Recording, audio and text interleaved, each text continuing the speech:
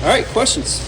Hey Terry, on Monday you said no one believes in you. You wanted to make sure you emphasize that to your team. How have they internalized that? How have they responded based on what you've seen? Yeah, they're working really hard. Practice has been great. When we talk to sports science people and they talk about how the effort and the output of practice has been, this week has been the second best, well, yesterday was the second best Tuesday we had all season. I would imagine we'd follow that up today. Today was a pretty good day as well. So the guys are ready. They know what's in front of them. No one's giving them a chance. And we're just going to stay together and we're going to play hard. What constitutes the second best Tuesday? How do you quantify that for people like us? Yeah, so it's like, I'm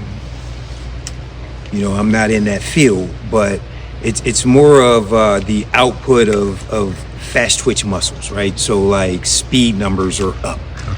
Effort numbers are up. Numbers where we're running faster, longer distances are up as opposed to your normal week. So, part of that is the fact that we're playing Ohio State, right? And then the other part is we're coming off a bye week. We're a little more rested. The guys are eager to get after it, and and they're taking advantage of these reps. Now that you're on the end of that bye week and then now into the second week of preparing for Ohio State, how do you feel about the game plan and everything you may have wanted to change on both sides now that you're kind of into that final phase? Yeah, I feel really good. Today really is your last hard padded practice day. We'll fine tune some things tomorrow. I feel good about what the offense is doing. Obviously, we want to try to control the game. We have to outrush Ohio State to have a chance. If we don't do that, it'll be a long Saturday. And then we have to make some plays in the pass game. We have to make some critical third downs when necessary and when needed, and especially in the fourth quarter. Defensively, we have to make critical stops, and I think we have a good game plan to have for third down defense, and hopefully we fixed our errors with the quarterback scramble, which has showed up in the last few games. So we've been working hard on that, and I like where we are so far. Terry, you said earlier that you wanted to change any staff responsibilities right away when you got the interim job. Have you changed any since then, or will you change any moving forward? No, I haven't changed any other than Coach Lucas replacing me. I don't see a need right now. The play callers are the play callers and the position coaches are the position coaches. Again, we're very, very close. 4 games, 13 points. It's just we're just trying to find that one thing that gets us over the hump and get the ball to bounce our way. So I don't see a need of change in that sense. Terry, how has Jim handled practice this weekend? Has he talked with you, the staff, or the players about going back to Ohio State? Yeah, he told us everything they're going to do. No, I'm just kidding. It's just been business as usual.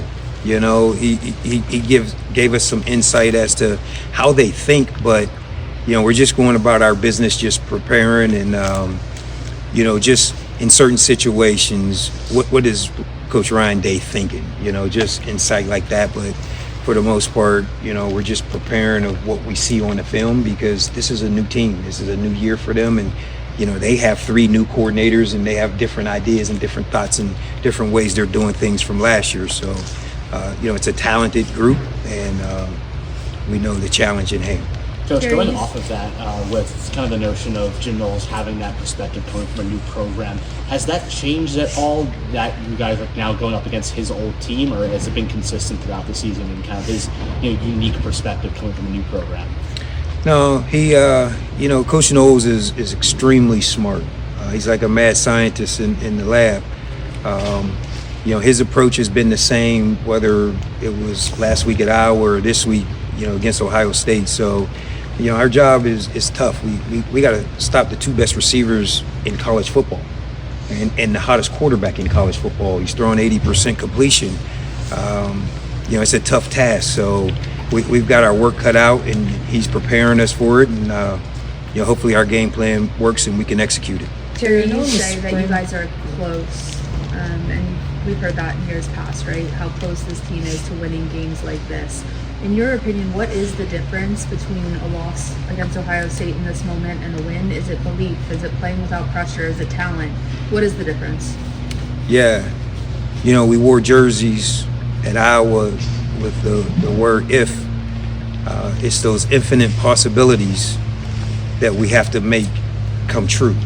And, we have to believe that we're going to make the play. All 4 of those losses, there were plays to be made in the fourth quarter. And, we want to, we have a saying this week, we're going to chop wood. We've got to be able to chop a redwood tree until it's done. And that's a hard task, and it's one chop at a time, and we have to believe in those chops that it'll eventually break through for us, and that's what our belief is for Saturday. Terry, I know in the offseason, I remember James telling us that you guys spent a good amount of time picking Jim's brain about Ohio State.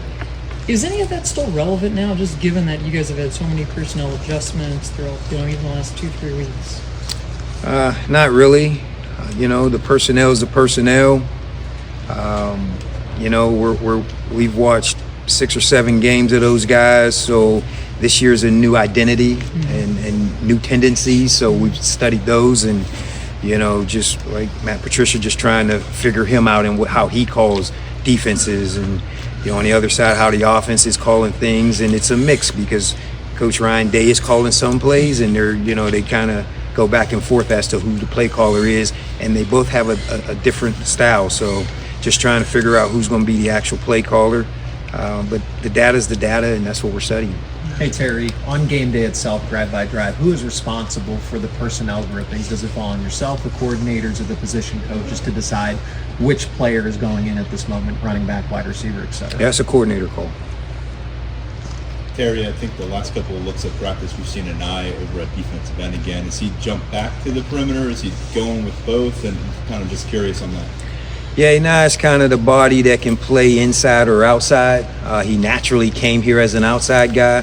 We're just trying to move him around and create some depth. Jalen Harvey was out, and just having a bigger body, just to be able to find ways to stop the run. Like, that's the most critical thing for Saturday. Even though their pass game's elite, you have to stop the run in football to set the tone and control the game, and just trying to find ways to get him involved. Terry, you mentioned Tate and Jeremiah Smith earlier. From your perspective as with your cornerbacks coach background, what's the scouting report on those guys from, as the position coach? What stands out about them? Don't let them get behind you. Those guys are elite. Like, Jeremiah Smith has to come back another year. He would be a top 2 or 3 pick last year in the draft, this year in the draft, and next year in the draft. He's that good. He's that talented. He's fast, he's big, he's strong, he's smart, he's competitive. He has all the attributes you want as an elite player. And Carnell can run the route tree. He makes big plays. He's their big play guy when they're looking for explosives. They'll dial him up for him. To stop those guys, first we have to run the ball so they can't get on the field. Right? That's the first way. The second way is we just have to make sure we keep those guys in front of us. We got to put an umbrella over top of the defense and make them earn their way down the field. Make them 4 yards here, 8 yards here, 2 yards there, all the way down the field without making a mistake. And if they do that, it is what it is. You keep it moving. We just can't give up one play touchdowns.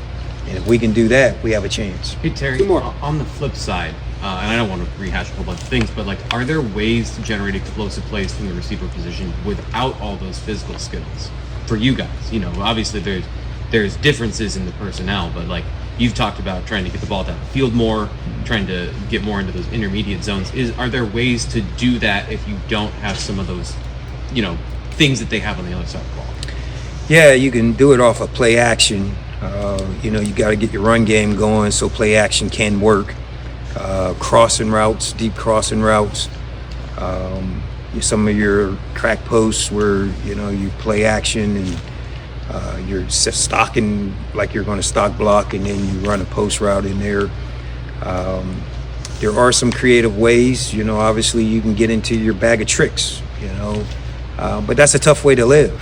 You really want to be able to have 3 receivers in the game and run just great pass concepts, and we have those in our game plan this week, and we just got to protect Ethan and then allow him to pitch and catch with our receivers.